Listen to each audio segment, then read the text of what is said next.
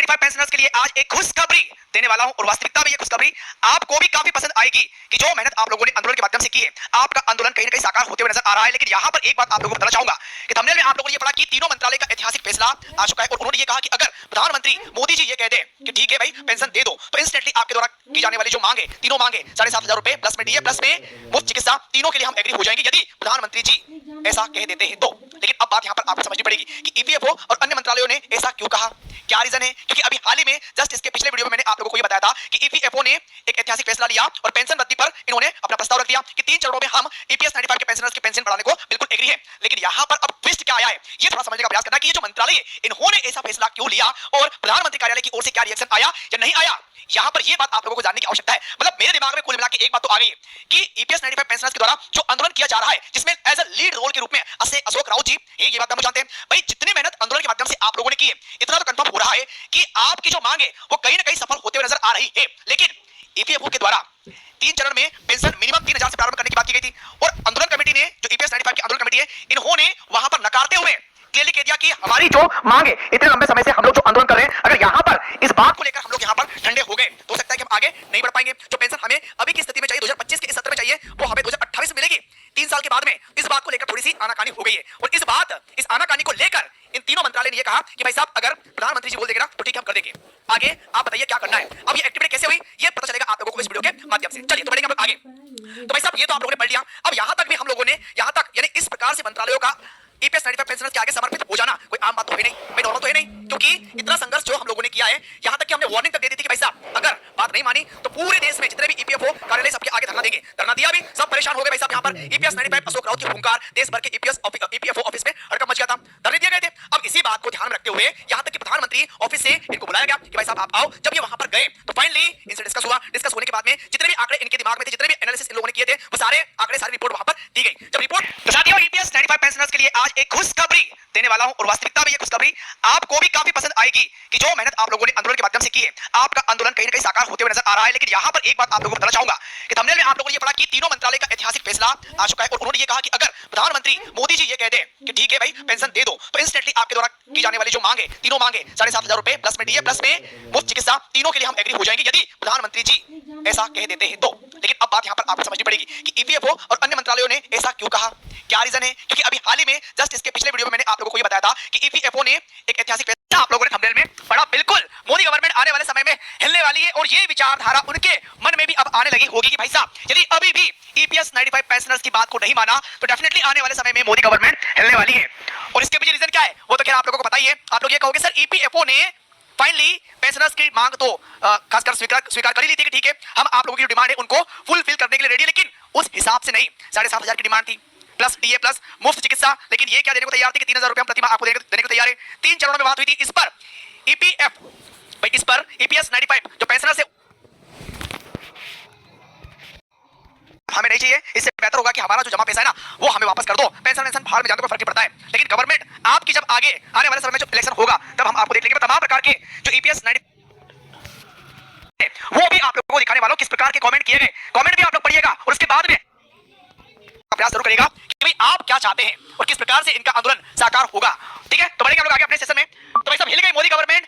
7,500 plus DA plus medical pension वृद्धि को लेकर हुई बहस। अब बहस कैसे हुई है वो भी आपको दिखाऊंगा। फिलहाल ये तमाम चीजें हम लोग जानते हैं कि ईपीएफओ ने लिया ऐतिहासिक फैसला लिया कि 3 चरणों में हम पेंशन देंगे, लेकिन भाई हम इस बात को लेकर एग्री नहीं थे। इन्होंने फैसला क्यों लिया, क्योंकि ये फोटो जब सामने आया मोदी जी से बात हुई, इन्होंने भी आश्वासन दिया और यहां आप लोगों ने थंबनेल में पढ़ा, बिल्कुल मोदी गवर्नमेंट आने वाले समय में हिलने वाली है और ये विचारधारा उनके मन में भी अब आने लगी होगी कि भाई साहब यदि अभी भी ईपीएस 95 पेंशनर्स की बात को नहीं माना तो डेफिनेटली आने वाले समय में मोदी गवर्नमेंट हिलने वाली है। और इसके पीछे रीजन क्या है वो तो खैर आप लोगों को पता ही है। आप लोग ये कहोगे सर ईपीएफओ ने फाइनली पेंशनर्स की मांग तो खासकर स्वीकार कर ही ली थी कि ठीक है हम आप लोगों की जो डिमांड है उनको फुलफिल करने के लिए रेडी, लेकिन उस हिसाब से नहीं। 7,500 की डिमांड थी प्लस डीए प्लस मुफ्त चिकित्सा, लेकिन ये क्या देने को तैयार थी कि 3,000 रुपए हम प्रति माह आपको देने को तैयार है। 3 चरणों में बात हुई थी। इस पर ईपीएस 95 जो पेंशनर्स है हमें नहीं चाहिए, इससे बेहतर होगा कि हमारा जो जमा पैसा है ना वो हमें वापस कर दो। पेंशन भाड़ में जाने को फर्क पड़ता है, लेकिन गवर्नमेंट आपकी जब आगे आने वाले समय में जो इलेक्शन होगा तब हम आपको देख लेंगे। तमाम प्रकार के जो ईपीएस 95 वो भी आप लोगों को दिखाने वालों किस प्रकार के कमेंट किए गए, कमेंट भी आप लोग पढ़िएगा और उसके बाद में प्रयास जरूर करेगा कि भाई आप क्या चाहते हैं और किस प्रकार से इनका आंदोलन साकार होगा। ठीक है, तो बढ़ेंगे हम लोग आगे। अपने सेशन में। तो भाई साहब हिल गई Modi government, 7,500 plus TA plus medical pension वृद्धि को लेकर हुई बहस। अब बहस कैसे हुई है वो भी आपको दिखाऊंगा। फिलहाल ये तमाम चीजें हम लोग जानते हैं कि ईपीएफओ ने लिया ऐतिहासिक फैसला लिया कि 3 चरणों में हम पेंशन देंगे, लेकिन भाई हम इस बात को लेकर एग्री नहीं थे। इन्होंने फैसला क्यों लिया? क्योंकि ये फोटो जब सामने आया, मोदी जी से बात हुई, इन्होंने भी आश्वासन दिया और यहां आप लोगों ने थंबनेल में पढ़ा, बिल्कुल मोदी गवर्नमेंट आने वाले समय में हिलने वाली है और ये विचारधारा उनके मन में भी अब आने लगी होगी कि भाई साहब यदि अभी भी ईपीएस 95 पेंशनर्स की बात को नहीं माना तो डेफिनेटली आने वाले समय में मोदी गवर्नमेंट हिलने वाली है। और इसके पीछे रीजन क्या है वो तो खैर आप लोगों को पता ही है। आप लोग ये कहोगे सर ईपीएफओ ने फाइनली पेंशनर्स की मांग तो खासकर स्वीकार कर ही ली थी कि ठीक है हम आप लोगों की डिमांड है उनको फुलफिल करने के लिए रेडी, लेकिन उस हिसाब से नहीं। 7,500 की डिमांड थी प्लस डीए प्लस मुफ्त चिकित्सा, लेकिन ये क्या देने को तैयार थे कि 3,000 रुपए प्रति माह आपको देने को तैयार है। 3 चरणों में बात हुई थी। इस पर ईपीएस 95 जो पेंशनर से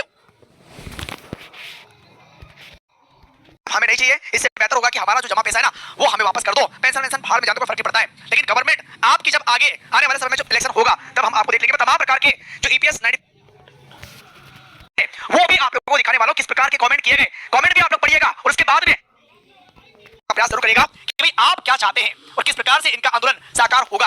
ठीक है, तो बढ़ेंगे हम लोग आगे अपने सेशन में। तो भाई साहब हिल गई Modi government, 7,500 plus TA plus medical pension वृद्धि को लेकर हुई बहस। अब बहस कैसे हुई है वो भी आपको दिखाऊंगा। फिलहाल ये तमाम चीजें हम लोग जानते हैं कि ईपीएफओ ने लिया ऐतिहासिक फैसला लिया कि 3 चरणों में हम पेंशन देंगे, लेकिन भाई हम इस बात को लेकर एग्री नहीं थे। इन्होंने फैसला क्यों लिया? क्योंकि ये फोटो जब सामने आया, मोदी जी से बात हुई, इन्होंने भी आश्वासन दिया और यहां तो साथियों ईपीएस 95 पेंशनर्स के लिए आज एक खुशखबरी देने वाला हूं और वास्तविकता में ये खुशखबरी आपको भी काफी पसंद आएगी कि जो मेहनत आप लोगों ने आंदोलन के माध्यम से की है आपका आंदोलन कहीं ना कहीं साकार होते हुए नजर आ रहा है। लेकिन यहां पर एक बात आप लोगों को बताना चाहूंगा कि थंबनेल में आप लोगों ने ये पढ़ा कि तीनों मंत्रालय का ऐतिहासिक फैसला आ चुका है और उन्होंने ये कहा कि अगर प्रधानमंत्री मोदी जी ये कह दे कि ठीक है भाई पेंशन दे दो तो इंस्टेंटली आपके द्वारा की जाने वाली जो मांगे तीनों मांगे 7,500 रुपए प्लस में डीए प्लस में मुफ्त चिकित्सा तीनों के लिए हम एग्री हो जाएंगे यदि प्रधानमंत्री जी ऐसा कह देते हैं तो। लेकिन अब बात यहां पर आपको समझनी पड़ेगी कि ईपीएफओ और अन्य मंत्रालयों ने ऐसा क्यों कहा, क्या रीजन है। क्योंकि अभी हाल ही में जस्ट इसके पिछले वीडियो में मैंने आप लोगों को ये बताया था कि ईपीएफओ ने एक ऐतिहासिक फैसला लिया और पेंशन वृद्धि पर इन्होंने अपना प्रस्ताव रख दिया कि 3 चरणों में हम ईपीएस 95 के पेंशनर्स की पेंशन बढ़ाने को बिल्कुल एग्री है।